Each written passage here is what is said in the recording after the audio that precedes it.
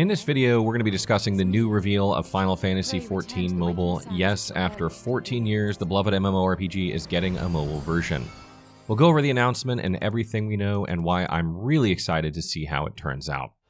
If for some reason you don't know this, Final Fantasy XIV is a very popular MMORPG developed by Square Enix, set in the fantasy world of Eorzea.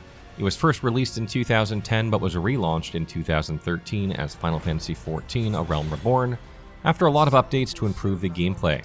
The game is available on multiple platforms including PC, PlayStation, and Xbox, both on current and old generation consoles.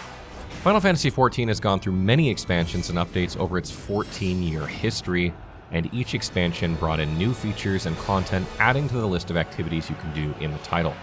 The developer dedication has been rewarded by fans, creating a significant player base of over 30 million registered users. The game has also won over 200 awards, including the Game Awards Best Ongoing Game, and it's also been recognized for its storytelling, music, and multiplayer experience, with the Endwalker expansion winning multiple awards as well, such as Role-Playing Game of the Year. Next, we're going to talk a little bit about how Final Fantasy XIV Mobile came to be, but first, big shout out to Lightspeed Studios for sponsoring this video. If you guys like what you see and you want to support the channel, use the link below. After so many years of dedication and success, Square Enix is now taking steps to bring Final Fantasy XIV to the mobile market, which is both completely unexpected and exciting. In an interview with Naoki Yoshida, the producer and director of Final Fantasy XIV, he explained that creating a mobile version of the game has always been a goal for the team, but they felt that it was also a huge challenge. Making a mobile game that captured the same feel as the original Final Fantasy XIV seemed almost impossible, and for a time they were close to giving up on this. Fortunately for Square Enix, they would get external help from Lightspeed Studios, a company with success on other mobile titles, who reached out to Square Enix with the goal of making a mobile version of the MMORPG. Of course, this was just the starting point, and the studios would go on to spend a lot of time figuring out how to adapt the gameplay to fit mobile controls without losing the essence that makes the MMO special. Anyone that plays MMOs regularly is aware that these are usually complex games with complex mechanics, systems, and controls. This is normally something that is very difficult to translate into a mobile gaming experience. Square was doubtful and challenged Lightspeed to produce a proposal that addressed the main concerns of mobile development. Would they have to compromise the game's core elements? How are the menus and accessibility to be handled? How would combat feel with a smaller screen and less space for UI to work? How would monetization work in a mobile setting? Lightspeed tackled each of these issues head-on, and according to Naoki Yoshida, thoroughly convinced him that this was actually a very promising project and would be a very successful adaptation, kicking off development under Square's supervision. For those of you playing the current version of the game and may be worried about how this will impact you, it won't. Final Fantasy XIV and its mobile version will be developed and operated separately, with the main Final Fantasy XIV version continuing to lead in terms of content releases. However, the team behind the original game will still play a key role in overseeing the mobile version to make sure that it stays true to the Final Fantasy XIV experience. They'll continue to give strict guidance and feedback to the team working on the mobile game, helping Lightspeed maintain the quality and feel of the original as the mobile version develops. Combat is of course core to the game, and it would be the first and most important challenge for the mobile team.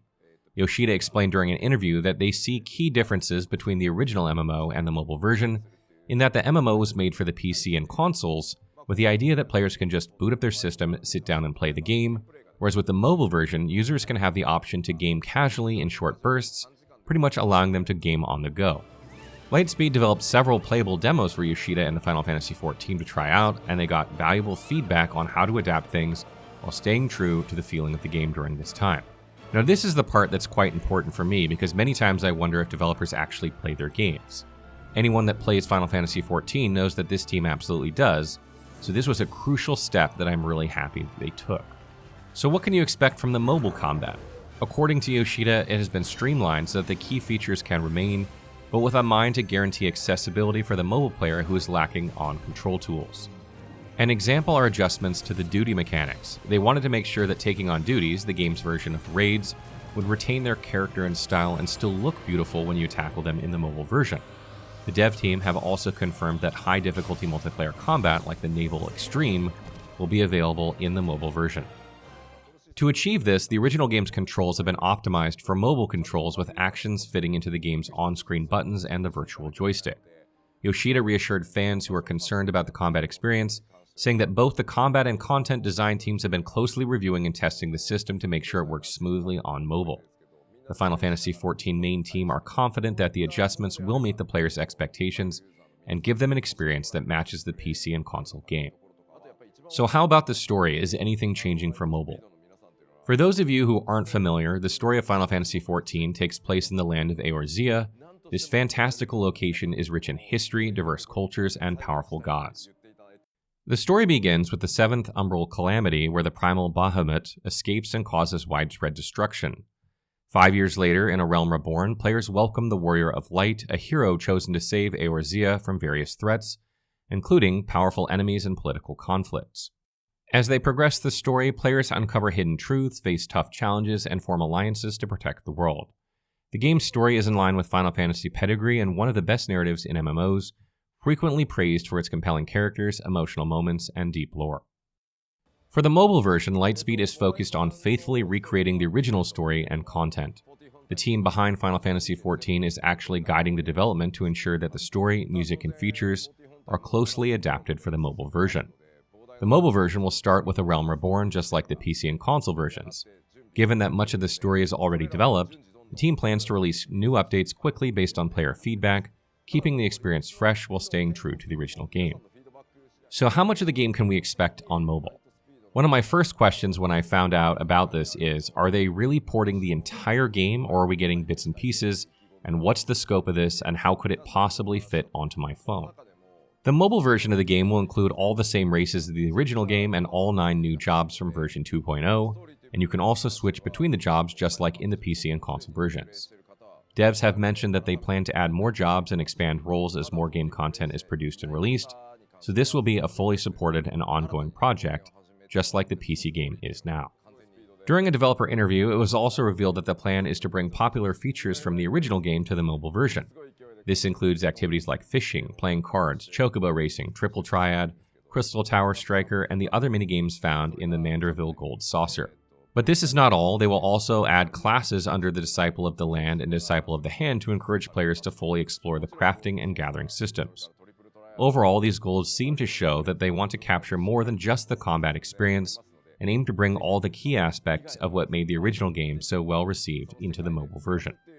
Moving on to monetization, which is a popular topic for mobile games. The original game is subscription-based, which really doesn't translate well to mobile, as the expectations of playtime and expense is a lot different than that of PC or console.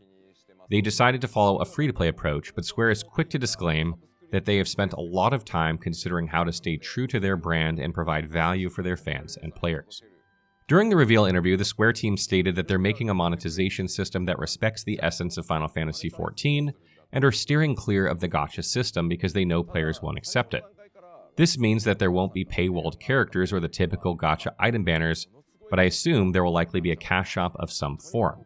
It may be entirely cosmetic or might have paid zones or convenience items, but we don't know at this stage. We'll have to wait and see to make sure what it is before its release.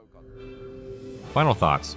Overall, I'm quite intrigued by how this is going to work, but so far, it's sounding very good. If they can streamline the controls and complexity to retain the core of classes, jobs, and exploration, it would be absolutely amazing to be able to explore this world on the go. But of course, there are many challenges, and one of them is the monetization of mobile titles that are often free to play. There is a little bit of extra information from Yoshida's team about this, and that's that they plan to do a staggered release, getting feedback from the initial regions and adapting and improving before doing a full global launch. It looks like the first region will be China, which isn't surprising as there's a massive and advanced mobile market there, so it'd be good to give them a very good training ground to iron out issues before pursuing other areas of the world. In my experience, MMOs can be very daunting because of the time commitment they represent and the fact that you have to be at home to be playing. The mobile game could be a great chance for people who have been interested in Final Fantasy XIV but have never fully tried it. If you've been avoiding subscribing because you only have limited free time, or you're just not fully sold on the game yet and want to check out the story without committing to the full game, the mobile version could be a really good option. It's also great for players looking for a game they can enjoy while on the go. From what I've seen from the extremely limited gameplay footage, the mobile version looks very similar to the PC and console versions, especially in places like the Golden Saucer. The combat looks good too, but I'm curious to see how well it runs on different devices and what the minimum required specs are, since we don't have a list yet. Would mid-range phones be able to run the game? We'll find out soon. So that wraps up our video on Final Fantasy XIV Mobile. I want to know what you guys think about it. Are you excited to try it out, or do you have concerns about performance? What do you think about a huge MMORPG like Final Fantasy XIV coming to mobile? Let me know in the comments below.